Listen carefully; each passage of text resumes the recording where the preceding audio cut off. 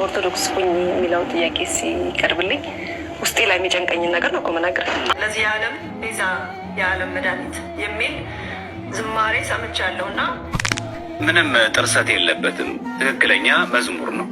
ምን ማለት ነው ግን ቤዛ ስንል ነው ጥያቄው? ወይስ ዝማሬውን ትቀበለዋለህ አትቀበለውም ወይ? ትክክል ነው ወይ? ከመጽሐፍ ቅዱስ አንጻር ሲታይ ትክክል ነው። አንድ አባት እመቤታችንን በዛይተ ኩሉ አትባልም አሉ ሲባል ሰምቼ። ሰላም ጤና ይስጥልኝ። ውድና የተከበራችሁ የንቁሃን ሚዲያ ቤተሰቦች እንደምናላችሁ እንደምንስቆያችሁ፣ እኔ አለሁ እግዚአብሔር ይመስገን። በያላችሁበት ሰላም ክርስቶስ ይብዛልኝ።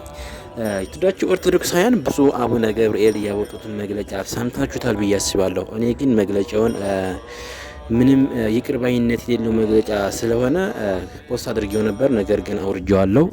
ደግሞም ትልቅ ስህተት ሰርተው ነው ብቅ ያሉትና ከወንድሞቻችን አንዳንድ ሀሳቦችን በዚህ በተሰጠው መግለጫ ላይ አብረን የምንሰማ ይሆናል። በተጨማሪ ዘማሪት ሶፊያ ሽባባው ለኢየሱስ ቤዛ ከተባለ ለእመቤታችን ቤዛ ሲባል አይጋጭም ወይ ብላ ጥያቄ አቅርባለች። ወንድማችን ዘማርያም ዘለቀ እጅግ አጥጋቢ መልስ ሰጥቷታል። የሁላችን ጥያቄ ሳይሆን ለምናፍቃኑ የሚሆን መልስ ነው። ሰሞኑንም እጅግ አነጋጋሪ የሆነ ወቅታዊ ጉዳይ ስለሆነ እስከ ቪዲዮአችን ፍጻሜ ድረስ ከቆያችሁ ይህን ነገር ትሰሙታላችሁ ማለት ነው። ደምጣችኋለኝ። ሁላችሁም የዛሬውን ቪዲዮ ከምን ጊዜም በላይ ላይክ እና ሼር በማድረግ ጀምሩት። ለዚህ ቻናል ድስኮናችሁ ሰብስክራይብ አድርጉ። ሁሉ ጊዜ የምለቀው ቪዲዮ እንዲደርሳችሁ የደውል ምልክቷን መጫን እንዳትረሱ።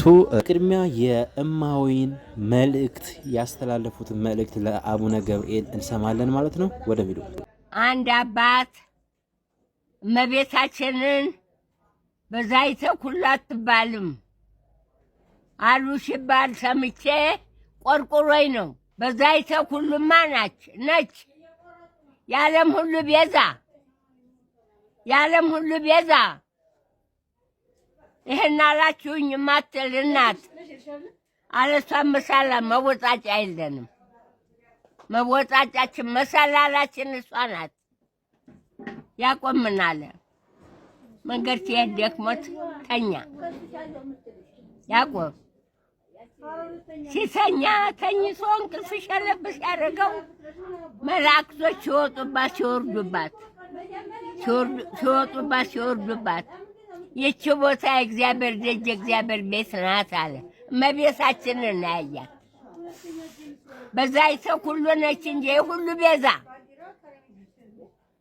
ማን ልትባል ነው ታዲያ? የእሷን ስም እሳቸው ሊወስዱ ነው። ክርስቲያን እንዲህ አይላትም። የክርስቲያኖች ሁሉ ተስፋ ነች እሷ፣ የክርስቲያኖች ቤዛ።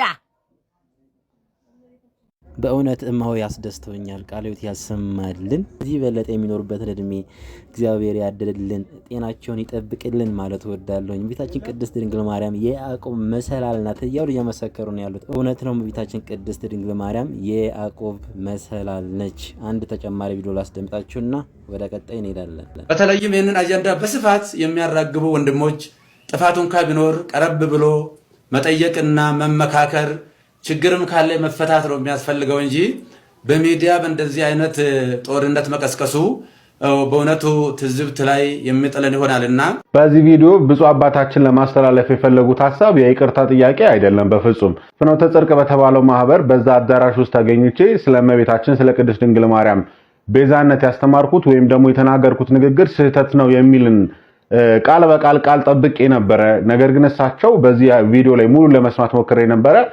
ለማስተላለፍ ሲሞክሩ የነበረው ነገ የቋሚ ሲኖዶስ ስብሰባ ስላለ ከዛ በፊት ይቅርታ ጠይቋል ለመባል በሚመስልና ነገ ምናልባት ቋሚ ሲኖዶስም ይሄንን የእሳቸውን ቪዲዮ ተመልክቶ ብፁዕ አባታችን ይቅርታ ስለጠየቁ የሚል ነገሩ እንዲቀል በሚመስል መንገድ በጣም በሚያሳዝን ሁኔታ በሊቃውንቱ ላይ ማፌዝ፣ አንድ ሁለት ደግሞ ለምን ስተት ነው የተናገሩት ንግግር ስተት ነው ለምን ተባልኩኝ በሚል አልፎ ተርፎም ደግሞ እጅግ በጣም በሚያስተዛዝም ሁኔታ እሳቸው በሚዲያ የተናገሩትን ሐሳብ ሊቃውንቱ በሚዲያ ይሄ ስተት ነው አስበውም ከሆነ የተናገርከው ዳግም አትናገረው ዳግም አታስበው ብለው ሊቃውንቱ መናገራቸው እንደው እንዴት በሚዲያ እንዲትሉኛላችሁ የሚመስል ሐሳብን ሲያነሱ ነበር። ስሟቸው። እዚህ ለምንድን ነው ጥላ ቤዛ ይባላል ሌላ ቤዛ ይባላል የሚልም ሊቃውንቱ ከሰሞኑ ጀምሮ ግሱን እየተነተኑ ሲነግሩን ከርመዋልና በመጀመሪያ ደረጃ ብፁዕ አባታችን እርሶ ራሱ ለማስተባበል ከመሄድ ይልቅ የኢትዮጵያ ኦርቶዶክስ ተዋሕዶ ቤተክርስቲያን እንደምታምነው እርሶም የሚያምኑበት ከሆነ ዛሬ መናገር የነበረበት አንድ ሐሳብ በዳህጸ ልሳንም ከሆነ የተናገሩትኝ የድንግል ማርያም ቤዛነትን በተመለከተ የተናገርኩት ሐሳብ እጅግ በጣም ስህተትና የስተት ትምህርት አስተምሬያለሁ የሚል ሐሳብ ቢናገሩ እንደውም እንደ አባትነት የትህትና መምህር ጥፋትን የማመንም እንደው አራያ ይሆኑን ነበርና አሁን ግን ዛሬ የተላለፈው ነገር ምናልባት ለነገው የቋሚ ሲኖዶስ ስብሰባ ቅድሚያ ይቅርታ ጠይቋል ለመባል የሚመስል ነገር ሆኖ ነው ያገኙት። የኛ ድርሻ ፍኖተ ጽድቅ እስከዚህ ማምጣት ነው። ፍኖተ ጽድቅን ማጽናትና ማወቅራዊ መልክ ማስያዝና መቆጣጠር የቤተክርስቲያን ድርሻ ነው። ይህ ማለት ግን ፍኖተ ጽድቅ እንደ ከዚህ ቀደሙ መሰረተ እምነትን ስርዓት አምልኮንና ትውፊትን ሲተላለፍና ሲጥፍ አፋችንን ዘግተን እጃችንን አጣጥፈን እንቀመጣለን ማለት ግን አይደለም። እነሱ በተለወጡ ማግስት እኛ በእነርሱ ላይ ያለን አቋም እንደሚለወጥ ከወዲሁ ለማሳሰብ እንወዳለን። ትናንትም የነበረው ዛሬም ያለው ወደፊትም ስናረጅ አርጅቶ ነገር ግን ስንሞት የማይሞተው አቋማችን ይህ ነው። በሃይማኖት ጉዳይ ድርድር የሚባል ነገር ፈጽሞ የለም። ከአንገት በላይ ቢከዳ አንገት ተቆርጦ ይጣላል። ሃይማኖት ነው። የማህበራት ማደራጃ መምሪያ አንድን ተቋም ወይም ማህበር ፍቃድ ሲሰጥ የኢትዮጵያ ኦርቶዶክስ ተዋሕዶ ቤተክርስቲያንን ሕግና ስርዓት ማለትም ዶግማ፣ ቀኖናና ትውፊት አክብሮ አስከብሮ እንዲጓዝ የሚያስገድድን ሕግ አስፈርሞ ነው። ስለዚህ ይህንን ነገር ከዚህ ቀደም በማጣታችን በፍኖተ ጽድቅ ምክንያት በጣም በርካታ ጩኸቶችን ጮኸን ተቀባይ አልነበረም። ከዛ ይልቅ ከ20 በላይ ጳጳሳት ቆመው ያልባሌ የሆነ ምስክርነትን ሲሰጡ ነበር የተመለከትነው። አሁን ግን ተቋማዊ በሆነ አሰራር ይህ ነገር አይደለም የሆነው። የተወሰነውን ውሳኔ ተመልክታችኋል። ፍኖተ ጽድቅ ታግዷል። ወደፊት የሚሆነውን ነገር አብረን ነው የምንመለከተው። በሃይማኖት ጉዳይ ወዳጅ፣ ጓደኛ፣ ቤተሰብ የሚባል ነገር በፍጹም ግምት ውስጥ አይገባም። መከበር ካለበት መከበር አለበት ብቻ ነው መመዘኛው ማለት ነው። በተረፈ እኒህን ብፁዕ ሊቀ ጳጳስ በተመለከተ ዛሬ ይቅርታ ጠየቁ ብላችሁ የምትዘግቡ አንዳንድ ሚዲያዎችን እየተመለከትኩ ነበር። የተከፈተብኝ ዘመቻ እኔን የማይመለከተኝ መሆኑን ህዝቡ በደንብ እንዲያውቅ ይቅርታ አጠያየቅ እንደዚህ ነው እንዴ? በእብሪት ተነፋፍቶ ቅድስት ድንግል ማርያምን ቤዛ አይደለችም ብሎ ክዶ ሌላ ነገር ቀባጥሮና የማይሆን አስተምሮን ቀባብቶ ወርዶ እንደዚህ ገዝፎ ሊያውም ጋዜጠኞችን ይቅርታ አጠይቁኝ ብሎ ራስ የፈለጉትን ብቻ ተናግሮ መውረድ በእውነት የይቅርታ አጠያየቅ መንገድ አይደለም። ስለዚህ ብፁዕ አባታችን በእውነት ትልቅ ልጓምና እርምት ያስፈልጋቸዋል። ነገ በ17 ዕለተ ዓርብ ቋሚ ሲኖዶስ በፍጹም ይሄንን የይቅርታ የሚመስል ነገር ግን ያልሆነ ንግግር መነሻ ሊያደርገው ይገባል ብለን አናስብም። ከላይ ጳጳስ እስከታች ምእመን ድረስ የኢትዮጵያ ኦርቶዶክስ ተዋሕዶ ቤተክርስቲያንን ስርዓት ተከትሎ እስካልኖረ ድረስ ሃይማኖተኛ ወይም አማኝ ነው ማለት በፍጹም አይቻልም። የነገው ውሳኔ በእጅጉ ይጠበቃል። ከዚህ ቀደም እነ ቴዶ ባሉበት ብዙ ጳጳሳት ሰብስበው ይቅርታ መጠየቁን እናስታውሳለን ፍኖተ ጽድቅ። ነገር ግን ወንድማችን ቴዶ አቋማችሁ ሲቀየር እኛም እንደሚቀየር መጀመሪያ በሰሩት በይቅርታ ቪዲዮ ላይ ተናግረው ነበረ። ይህ ወንድማችን ቴዶ አቋሙን ወደ ቅድስት ቤተክርስቲያን በማድረግ ከቅድስት ቤተክርስቲያን ጎን ቆሞ አስተያየቱን ገልጿል ማለት ነው። ወንድሞቻችን እግዚአብሔር ያክብርልን፣ ቃለ ሕይወት ያሰማልን ማለት ወዳለሁ። ማንም ኦርቶዶክሳዊ ቢሆን ትክክለኛ ከሆነችው ከቅድስት ቤተክርስቲያን አስተምሮ ጎን ቆሞ መታገል ነው ያለበት። እንዲህ አይነት ትክክለኛ ስራ እየሰራችሁ በድንገት ማብራት ይጠፋል። ማብራት ሲመጣ ሁላችሁንም የያዝነውን አጀንዳ ትተን ማብራት ስለመጣ እናጨበጭባለን። ለምንድነው ማብራት እንደጠፋ የማንጠይቀው? ይህ ነውር ነው። አጀንዳችሁን ጥግ ድረስ ማድረስ አለባችሁ። እኛ አባት ትናንት ተሳስተዋል፣ ዛሬ ይቅርታ ጠየቁ ተብለ ሁሉንም አታጨብጭብ። ሾርት ሚሞሪ በፍጹም አይደለንም። በትቢት የተሰጠን መግለጫ የይቅርታ መግለጫ ነው ብላችሁ ወደ ህዝቡ አታሰራጩ እባካችሁ። ነገ በሰፊው የምመለስበት ይሆናል። የሰጡት መግለጫ እንኳን ሊቃውንቱን የተቹበት መንገድ ሌላ ህጸት ስለሆነ ሁላችንም ልንነቃና ከዚህ ልንቆጠብ ይገባናል። እሺ፣ ከዚህ በመቀጠል የምንሄደው አሁን ቀጥታ አንድ ሁለት አስተምሮ እንሰማና የቤታችን የቅድስት ድንግል ማርያም ቤዛዊነት ሁለት አጠራጠር ያለ ቪዲዮዎች አይተን እንመለስና ቀጥታ ሶፊያ ወደ አነሳቸው ጥያቄ እንሄዳለን። ወደ አባታችን ሄዳ ሰው እንኳን ቤዛ የሚል ስም ይሰጠው ለገንዘብ እንኳን ለእመቤታችን አምላክን በድንግልና ጸንሳ በድንግልና መውለዷ ከዚህ የበለጠ የሚያስደንቅ ነገር ምንድን ነው? አምላክን ከመውለዷ በፊትም ድንግል ከወለደች በኋላ ድንግል እመቤታችን ከነም ጀምሮ እኮ ከታች እስከ በር ከፋችሁ ድረስ ያለው እኮ ዛሬ በስሟ በእንተ ስማ ለማርያም እያለ እየበላ እየጠጣ ይመጣል። ይሄን መካድ አያስፈልግም። ይሄን መካድ ሂደት ነው። ዘመናችን የአውሬው መንፈስ ያልገባበት የለም። አዎ ይሄን መጠንቀቅ ያስፈልጋል። መረበሽ የተመረጡትን እንኳን እስከሚያስቱ ድረስ በቃ ይሄን የሚያውቅ ክርስቲያን ሊረበሽ አይገባም። እኔ ለዓለም ሁሉ መድኃኒት ስሆን አንቺ ሁለንተናሽን የሰጠሽ የዓለም ቤዛ መሆንሽን በመስቀል ስር እሰጥሻለሁ። እሱ በመድኃኒትነቱ የዓለም ቤዛ ሆነ፣ ሁለንተናዋን በመስጠት እርሷ ደግሞ ቤዛዊተ ኩሉ ዓለም ሆነች። እርሱ በባህሪው ቅዱስ አምላክ ነው። የክርስቶስ ቤዛነትና የእመቤታችን ቤዛነት ይለያያል። እርሷ የልጇን ድንበር ጥሳ አታውቅም። ሰዎች ሊያጣጥሱት ሊሞክሩ ይችላሉ። እርሷ ግን የልጇን ድንበር አጥስም። ስሟ ለዘላለም የተመሰገነ ይሁን። አትነካም። ሁል ጊዜ እርሷ ልጄ፣ ወዳጄ፣ መድኃኒቴ፣ አምላኬ ትለዋለች። እርሱስ እናቴ ይላታል። ከፍጡራን መካከል አንዷ ናት። ነገር ግን ንጽሕት እመቤት እናቱ ነች። በመስቀል ስር ሆኖ አደራ ሰጣት። አደራ የተቀበለች ተዋህዶ ድንግል ማርያምን እንዳከበረች መኖር ግዴታዋ ነው።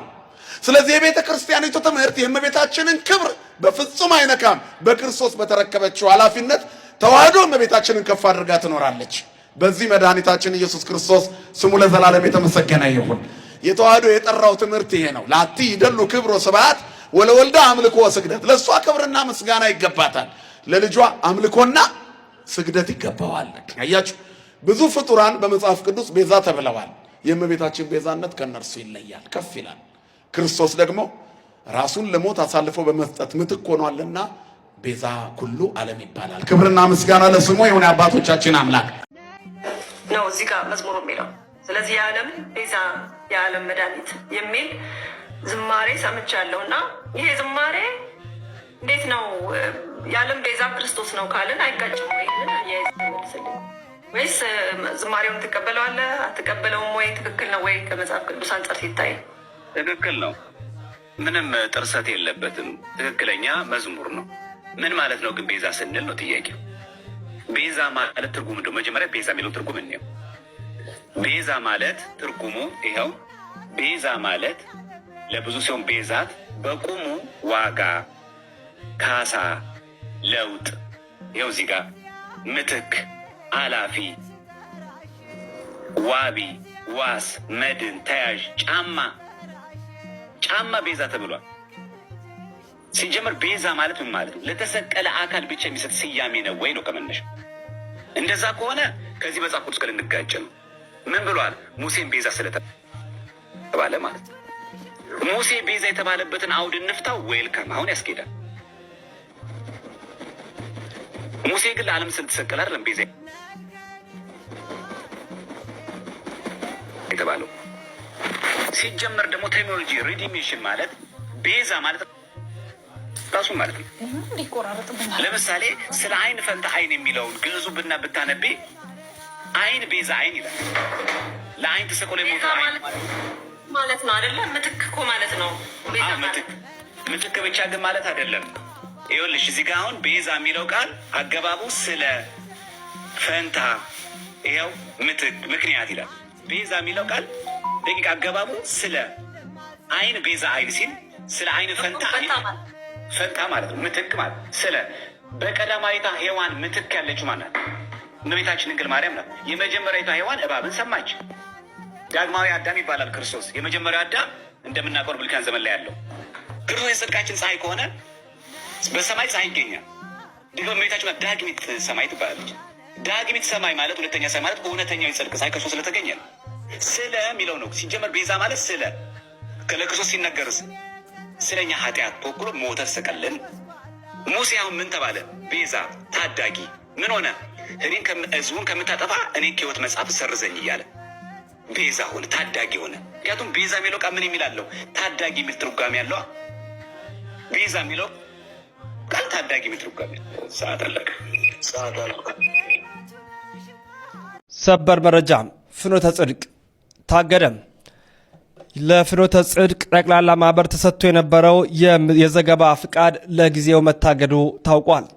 እንግዲህ ፍኖተ ጽድቅ በተለያዩ ኦርቶዶክሳውያን ምዕመናን ዘንድ ከፍተኛ ተቃውሞ የሚደርስበት ሚዲያ እንደሆነ እናውቃለን። የሚያስተላልፋቸው ትምህርቶች፣ የሚለቃቸው ዝማሬዎች፣ የሚጠቀማቸው የዜማ መሳሪያዎች እጅግ በርካታ ኦርቶዶክሳውያን የሚያሳዝኑ ኦርቶዶክሳዊ እንቅስቃሴዎች የሚራመዱበት በርካቶቹ የሚያዝኑበት የሚዲያ ተቋም እንደሆነ እናውቃለን። በመጋቢ አላፍ ጸጋዬ ደበበ አማካኝነት የሚመራ ነገር ግን ብዙ አባቶችን ሊቃነ ጳጳሳትን ጨምሮ ምዕመናን በርካቶች የሚታደሙበት አሉ የሚባሉ ዘማሪያን እንዲሁም መምህራን ይሄዱ የሚያስተምሩበት እንደሆነ እናውቃለን። ቢሆንም ግን ጥያቄ የማይለየው ፍኖተ ጽድቅ ከሰሞኑ እንግዲህ በዕለተ ስቅለቱ ብፁዕ አቡነ ገብርኤልን ጋብዘው ያስተማረበት ወይም እንዲተላለፍ ያደረገው ነገር በርካቶችን ያሳዘነ እንደሆነ ይታወቃል። አስቀድሞ ግን በብፁዕ ቅዱስ ፓትርያርኩ በተገኙበት በብፁዕ አቡነ ዲዮስቆሮስም እንዲሁም በርካታ ብፁዓን አበው ሊቃነ ጳጳሳት በተገኙበት የዘገባ ፍቃድ ተሰጥቶት እንደነበረ እናስታውሳለን። ነገር ግን መንፈቅ ዓመት ሳይሞላው ድጋሚ ስህተት በመስራቱ ዘገባው ለጊዜው መታገዱ ታውቋል። በደረሰን መረጃ መሰረት እንግዲህ ቀጣይ የሚሆኑትንም ለእናንተ የምናስደምጥ ይሆናል። ግን ሙሉ በሙሉ ያሮስ የሚዲያ ቻናል በዩቲዩብ ማለት ነው ከ68,000 በላይ ተከታይ ባለው ሰርተናል። ገብታችሁ እንድታደምጡ በትህትና እንጠይቃለን። ወንድማችሁ ልዑል መብራቱ ነኝ። ያሮስ የእናንተም የእኛም ነው። ወዴት አረ ተመልከቱልኝ።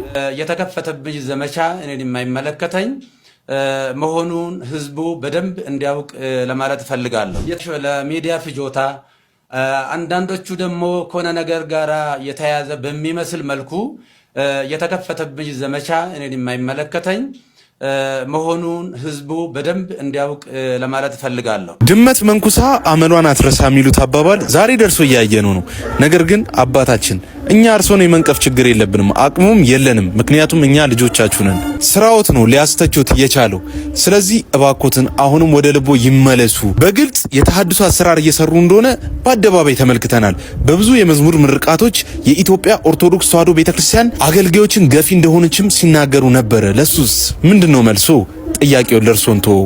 ወላዲታ አምላክ ቅድስተ ቅዱሳን ንጽሕተ ንጹሐን የሆነች የጌታችን እናትን እባኮ አይንኩብን። እኔ ዛሬ ላይ እርሶን ብሆን ኑሮ የጭንቅ አማላጇን እመቤቴን ነበር ደጋግሜ ስሟን የምጠራው። ዛሬም ሲጨንቀኝ ነገም ሲከፋኝ ከዛ በኋላ ስሜ ባላረኩት እንኳን ቢነሳ እመብርሃንን ይዤ አላፍርም። ዛሬም የተዋሕዶ ልጆች እባካችሁን ማርያም ማርያም እያላችሁ ኮመንቱን ጻፉልኝ እስኪ።